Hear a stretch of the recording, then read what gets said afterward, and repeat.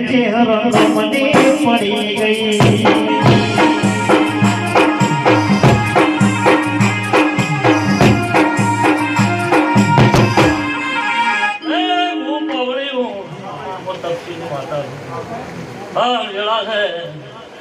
જેનું તમને કદાચ મનવું બધું છે